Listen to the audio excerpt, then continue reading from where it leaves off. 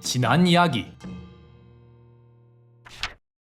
이 일을 뒤이어 전장에 파견된 조선 최고의 무장 신립.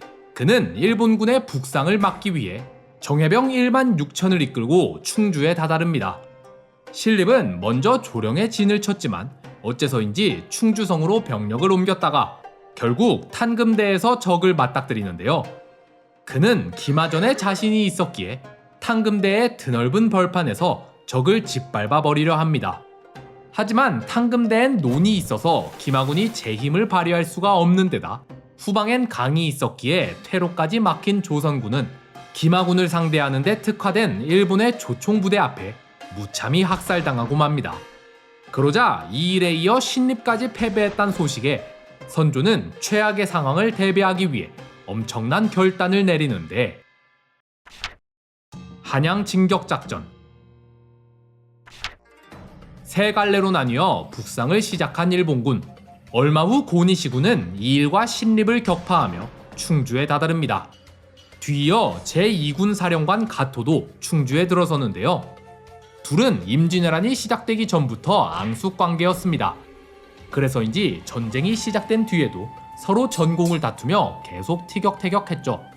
일본군의 목표는 빠르게 한양에 입성해 선조를 사로잡는 것이었기 때문에 한양에 누가 먼저 입성하는지가 대단히 중요했습니다. 때문에 고니시도 가토도 이를 노리고 있었는데요. 고니시는 사위인 소요시토시가 대마도 도주였기 때문에 조선의 지리를 잘 알고 통역도 가능한 자를 수하에 둘 수 있었습니다. 따라서 이대로 가면 고니시가 먼저 한양에 당도할 게 뻔했죠. 이를 시샘한 가토는 그에게 조선의 지리를 아는 자를 한 명만 빌려달라고 부탁하는데요. 고니시는 관계를 좀 개선해볼 생각이었는지 흔쾌히 그에게 병사 한 명을 내줍니다. 그러곤 내일 날이 밝으면 같이 충주를 떠나기로 약속하죠. 그런데 그날 밤 고니시군이 잠든 사이 가토는 먼저 군을 이끌고 출발해버립니다.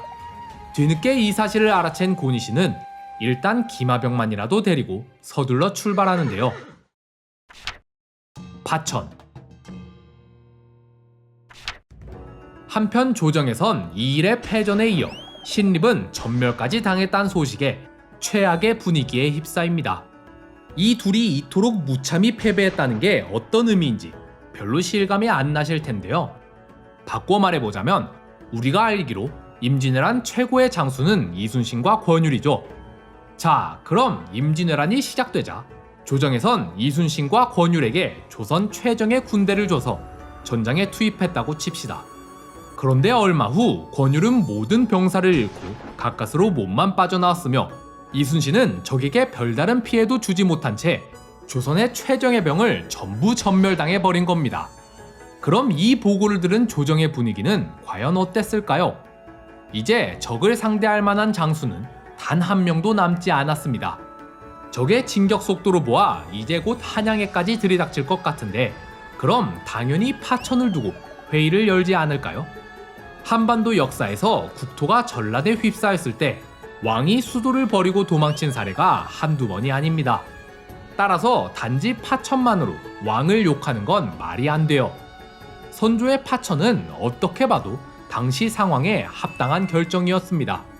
다만 그 과정이 너무도 옹졸했고 뒤이어 명나라로까지 튀려고 한 게 문제였던 거죠. 자, 어쨌든 그렇게 조정에선 처참한 분위기에 휩싸인 채 파천에 대한 회의를 시작합니다. 어찌해야 하겠는가? 아무래도 파천을 해야 하지 않겠는가? 절대 아니되옵니다, 전하. 그리하면 종묘와 사직은 어찌하려 하십니까? 절대 불가하옵나이다. 관료들은 파천만은 절대 안 된다며 격렬히 반대합니다. 영의정 이사내와 윤두수 정도가 파천에 동의하는 입장이었죠. 이사내는 당시 동인 세력이었고 윤두수는 서인이었기 때문에 파천 주장이 당파에 따라 나눠진 건 아닙니다. 그런데 이를 두고 관료들은 파천을 주장한 영의정 이사내를 파직하소서 라며 오히려 이사내를 몰아붙이는데요. 말로는 종묘사직 운운하며 파천을 반대하긴 했지만 사실 이들 모두 파천을 피할 수 없음을 알고 있었습니다. 이미 투톱 장수와 정예군을 모두 잃은 상황에서 어차피 한양을 지키기란 불가능이었거든요. 선조는 피란 예정지에 사람을 보내 미리 피란 준비를 해놓으라고 지시했으며 관료들은 앞에선 피란은 절대 안 된다고 소리쳤으면서 뒤로는 이미 가족들을 다 대피시키고 병을 핑계 삼아 입궐도 거부하며 피란 준비에 열을 가했죠. 이들이 욕먹는 이유는 이러한 모순적인 행동 때문입니다. 1분 1초가 급박한 상황에서 어쩔 수 없는 걸 알면서도 앞에서는 종묘사직 운운하며 사대부가 모양 빠지게 오랑캐를 피해 도망칠 순 없다고 괄괄대면서 뒤로는 몰래 피란 준비를 하는 이 모순적인 행동이 지탄받아 마땅한 거죠. 결국 파천이 결정됐을 땐 이미 이런 자들은 다 달아난 뒤였기에 선조를 따르는 행렬은 고작 100명도 채 되지 않았는데요. 4월 30일 비가 억수같이 쏟아지는 새벽에 선조는 물에 빠진 생쥐마냥 비를 맞으며 궁궐을 버리고 도망칩니다. 왕이 백성을 버리고 도망치자 백성들의 분노는 극에 달합니다. 이들은 결국 화를 못 참고 궁궐로 쳐들어가서는 궐을 때려 부수고 불태워버리는데요. 그런데 일본 측 기록에 따르면 훗날 일본군이 한양에 들어왔을 때 궁에서 머물렀으며 직접 궁을 불태웠다는 기록까지 있는 걸로 보아 이때 백성들이 불태운 건 노비 문서를 보관하는 장례원이나 범죄 기록을 보관하고 형벌을 가했던 형조 정도가 아니었을까 싶습니다. 세자 책봉. 피란을 가기 전 조정에선 한 가지 안건이 더 제기됩니다. 만일의 사태를 대비하기 위해서라도 세자를 세워야 하지 않겠습니까? 저도 그리 생각합니다. 민심을 수습하기 위해서도 세자를 세우는 게 좋을 것 같습니다. 그렇게 의견이 모아지자 대신들은 선조에게 세자 책봉 건의안을 올리는데요. 좋다. 그러나 내겐 적자가 없는데 누굴 세자로 세워야 하겠는가? 선조들은 대신들에게 물었으나 대신들은 앞서 정철이 광해를 세자로 책봉해달라 건의했다가 서인이 전부 몰락한 일이 있었기에 누구도 나서려 하질 않습니다. 전하께서 정하심이 옳은 줄 아옵니다.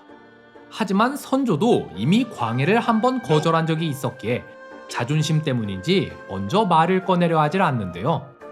그대들의 의견을 먼저 들어보고 싶은데 당시 세자가 될 만한 후보로는 첫째 이매군과 둘째 광해군 그리고 넷째 신성군이 있었습니다. 첫째 이매군은 개망난이나 다름없었기에 이미 일찍이 세자 후보에서 제외됐습니다.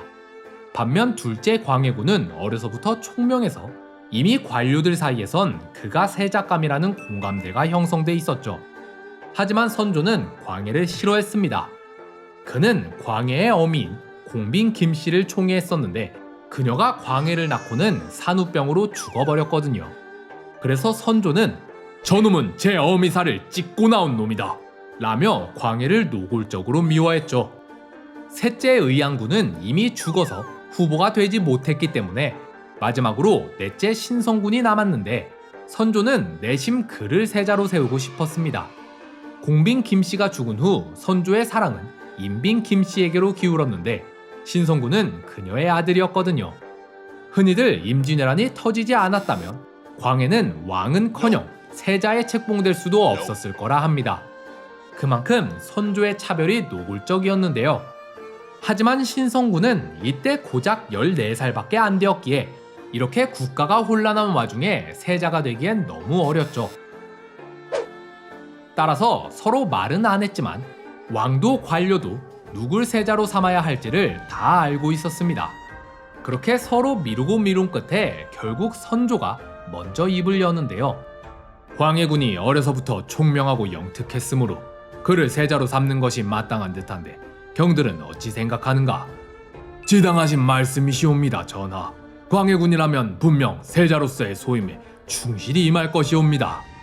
원래대로라면 세자 책봉식은 며칠간 준비를 한 뒤에 거하게 치러야 했으나 상황이 상황인지라 약식으로 대충 치러버립니다.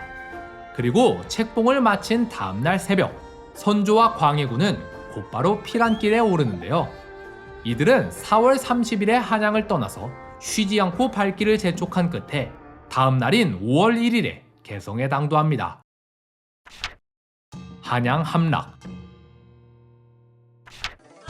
선조는 한양을 버리고 떠나면서 도원수 김명원과 구원수 신각에게 한강 방어를 맡기고 유도대장 이항원에게 한양 방어를 맡깁니다. 그렇게 김명원은 한강 북쪽에 진을 치고 얼마 후 일본군이 당도해 한강 남쪽에 진을 치는데요. 앞서 말했듯 이미 한강 근처의 정예부대는 신립이 말아먹은 뒤였기 때문에 어차피 한양을 지킬 수 없다는 걸 군사들도 다 알고 있었습니다. 따라서 이미 적이 당도했을 때부터 병사들은 안절부절 못하고 있었는데요. 그런데 그때 일본군 몇 명이 강에 뛰어들어 헤엄쳐 건너는 듯한 신용을 하자 조선 병사들은 잔뜩 겁에 질려서는 덜덜 떠는 지경에 다다릅니다. 그러자 김명원은 이대로는 안 되겠다 싶어서 군사들을 뒤로 물리라 명하는데요. 그런데 겁에 질린 병사들은 이를 퇴각 신호로 잘못 이해하고는 무기와 갑옷을 강물에 내팽개치고는 걸음아 나 살려라 도망가 버립니다. 그러자 김명원도 도저히 안 되겠는지 백성의 옷으로 갈아입고는 도망쳐 버리는데요. 이렇게 어이없게 한강이 뚫리자 한양을 지키던 이항원도 성을 버리고 후퇴해 버립니다. 그러자 일본군은 아무런 피해 없이 한양에 무혈 입성을 할 수 있게 됐죠. 가장 먼저 한양에 들어온 부대는 고니시의 부대였습니다. 그런데 뒤이어 한양에 들어온 가토는 고니시의 전공을 빼앗기 위해 자기가 먼저 들어왔다고 거짓 장계를 꾸며서 히데요시에게 보내는데요. 그러자 고니시는 이를 바로잡기 위해 사람을 보내 직접 설명하게 합니다. 결국 가토는 거짓말이 들통나 히데요시에게 꾸중을 듣게 되죠. 한편 조선의 등불이 이렇게 꺼지나 했던 찰나 저 남쪽 바다에서 갑자기 거대한 등불이 타올라 일본군에게 거센 반격을 가하기 시작하는데